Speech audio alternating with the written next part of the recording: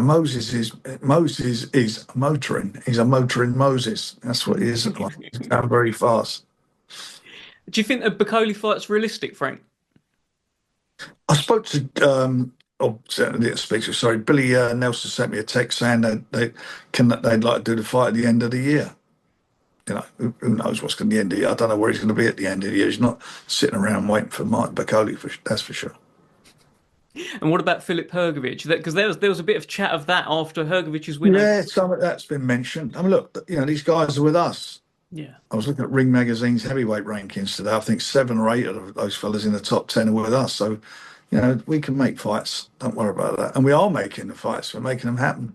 Look what we're doing at Wembley on the 9th. So as you would have just heard on screen there, that was Frank Warren in an interview he gave today actually with Dev Sani. Now, in that interview, now obviously it's much longer than what I showed. He's talking about obviously Moses Itauma, Josh Taylor, Nathaniel Consley, McGregor. That's going to be. This is a good card this weekend, by the way. Josh Taylor versus Echo Usman. I mean, Nathaniel Consley, McGregor. That's going to be an absolute. That's going to be fun. But obviously, one of the guys on this undercard, I think he's co-maining, is Moses Itauma. Moses Itauma, he is one of, if not the most exciting heavyweight prospect pretty much around right now. 20 years old. He's been pro now 2 years. Originally, when he turned pro, he had the goal of trying to break Mike Tyson's record. It's not going to happen. All right, we know that now. It's not going to happen. It's too well. I don't think it's actually officially too late until maybe sometime next week or thereabouts. But it's basically too. It's not going to happen. All right, we know that. But just because he hasn't broken that record, it doesn't mean any. It's a record that it's there, but I mean, you didn't break it. Who cares? You're still going to have a tremendous career, in my opinion. And Frank Warren thinks very highly of Moses Itauma, very, very highly of him. Now he is having a fight this weekend. Some would view it as potentially a step down from his previous fight, which was against Dempsey McKean, who, although no disrespect, but Dempsey McKean is not a world beater in his own right. You would say that he, maybe on paper, was a little bit better than this guy. So, but again, at the end of the day, who knows what might happen? It's heavyweight boxing. Blink and you miss it. Many heavyweights have been turned over by people they shouldn't have. Sometimes with one punch. It's the way it goes in the heavyweight division. It's perilous. It really is. But assuming Itauma gets by there, the question was asked to Frank Warren, Martin Bakole. Now, Frank Warren stated in that interview that Billy Nelson had actually messaged Frank Warren about doing that fight later that year, because Frank Warren did mention Martin Bakole last week, I believe it was. And I was thinking, okie doke, I mean, is this serious, or is this just a bit of, Frank Warren just chucking the name out there, to see if maybe something sticks or people get talking about it? He was right, it did. Many of us did talk about it. But he said now Billy Nelson has reached out and said he's open to do that fight towards the back end of the year, which it's only May. It's only May. It's not that far into the year. So the back end of the year, you're talking, October, November, December? It's still a while away. So Frank Warren is kind of dismissive of that, but maybe that, and again, you got to remember, Bakole is not a Queensbury fighter. He's a boxer fighter. So, Frank Warren can be kind of dismissive of that and say, no, we want to do the fight ASAP. And to be honest with you, again, I don't know why, Bakole, okay, you had the Parker debacle. We'll ignore that, because obviously it was what I just said. It was a debacle. But you had the Ajagba fight a couple of weeks ago, and you didn't win it. In my opinion, you certainly didn't win it. You didn't lose it either. You didn't take a shellacking or anything like that. So I don't see why, if Itauma doesn't get by this guy in the weekend, you can't do that in the summer at some point, July, August, or something, depending on how, if any, damage Moses Itauma takes. That has me wondering: is Bakole, are they worried about him, going and enjoying himself, and then, we got to lose that weight again? Well, I say lose that. We got to lose that weight, because again implies it's happened before. Well, he didn't lose that much weight for the Ajagba fight, to be honest with you. So Frank Warren kind of dismissive of that one. But he also mentioned Hrgovic, which is a very bizarre name to be floating around there from Moses Itauma. He did mention the fact that the majority of the top fighters in boxing are Queensbury fighters, which is true. He's definitely got a stranglehold in the heavyweight division now, with the exception of Alexander Usyk.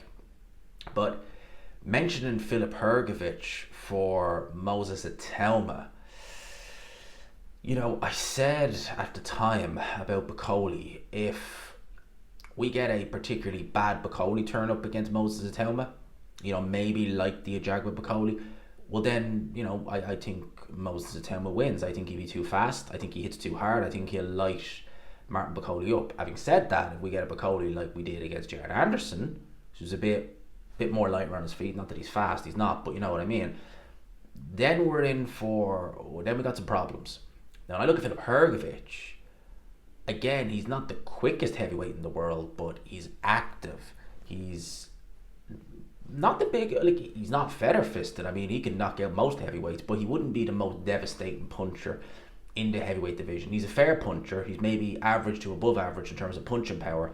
He's a massive man, like, so he's going to hurt you if he hits you.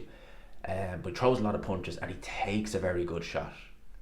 You know, Itauma, he's been in there with guys like Mariusz Wach who take a very good shot, against guys like that Doboshenko guy. Over 6 rounds, it has to be said. It wasn't, I think it was 6 rounds. It wasn't the full duration of a, you know, a 10 or 12 round fight. But he's used to getting the guys out of there and hurting them when he hits them. I think Hrgovic may, I say may, you know, it's open to interpretation, may have the best chin in the heavyweight division. So there's a, I don't know about Frank Warren with that one. That could be him just chucking a name out there again and hoping that we talk about it, which we are. Yeah, I don't know. I think that the idea of putting Moses Itauma at this point in his career in with Filip Hrgovic, I know a lot of people still don't really rate Hrgovic even after the Joe Joyce performance where he showed very good stamina and the Dubois loss, which aged pretty well, you know, in fairness. I think that that would be very poor matchmaking from Frank Warren's on Frank Warren's behalf, in my opinion. And Frank Warren's normally a good matchmaker. He normally is normally very good at spotting talent and matchmaking. 2 of the things he's very good at. With Itauma, the matchmaking's been absolutely fine so far. You know, it really has. I think now that he physically can't break Mike Tyson's record, I don't see why necessarily now we need to go and start, you know, thinking about, you know, going and fighting the likes of Hrgovic and stuff like that. You know, maybe in a year's time, yeah, maybe, but like, he's not going towards a world title, you would imagine, in the next year. So why not look at the winner of Jamie TKV David Alaya?